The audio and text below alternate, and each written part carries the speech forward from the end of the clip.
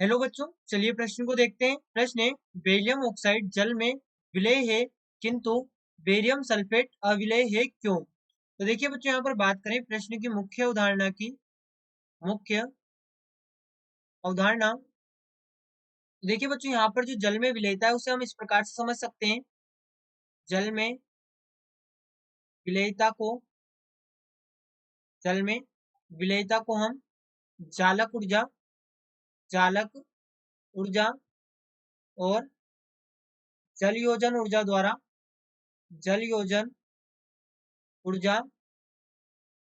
द्वारा समझ सकते हैं समझ सकते हैं। तो देखिए ये किस प्रकार से हम इसको समझेंगे।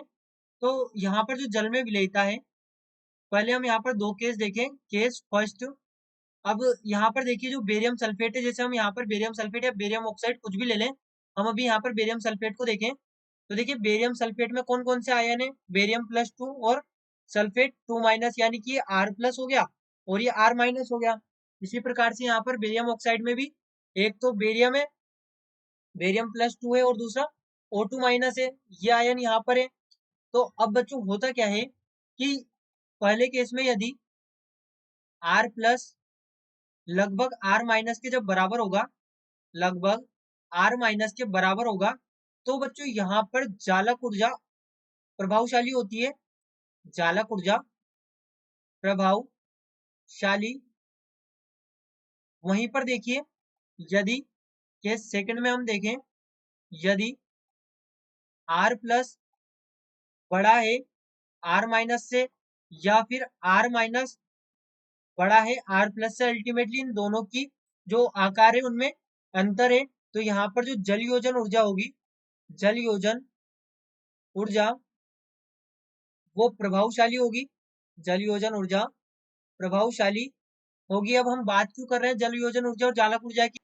तो देखिए यदि हमारे पास में जालक ऊर्जा किसी यौगिक की जालक ऊर्जा अधिक है, जालक ऊर्जा अधिक है उसकी जल योजन ऊर्जा से, जल योजन ऊर्जा से, तो बच्चों यहाँ पर उसकी जल में विलेयता कम होगी, यानी कि जल में अविलेय होगा, अविलेय होगा।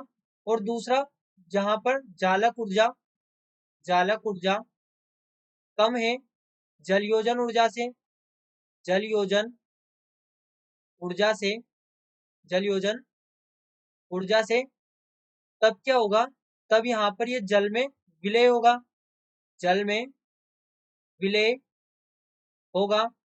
अब बच्चों यहाँ पर समझे, हमारे पास में जो आयन हमें दिए गए हैं, वो जो यौगिक हमें दिए गए हैं वो बेरियम ऑक्साइड और बेरियम सल्फेट। तो देखिए जो बेरियम ऑक्साइड होता है, बेरियम ऑक्साइड, अब हमें पता है कि यहाँ पर बेरियम +2 आयन है और यहाँ पर ये O2- आयन है। तो यहाँ पर होगा क्या, यहाँ पर बेरियम +2 आयन बहुत ज्यादा बड़ा होता है O2- से, बहुत ज्यादा बड़ा होता है O2- से। और इस केस में हम क्या कहते हैं कि जब R+ बड़ा होगा R- से, तो जल योजन ऊर्जा प्रभावशाली होगी।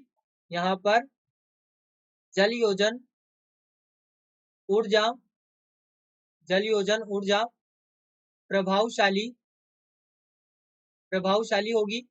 और जल योजन ऊर्जा जब प्रभावशाली होती है, यानी कि जालक ऊर्जा से अधिक होती है जल योजन ऊर्जा, तब हम क्या कहते हैं कि जो यौगिक है वो जल में विलेय होगा, जल में विलेय होगा।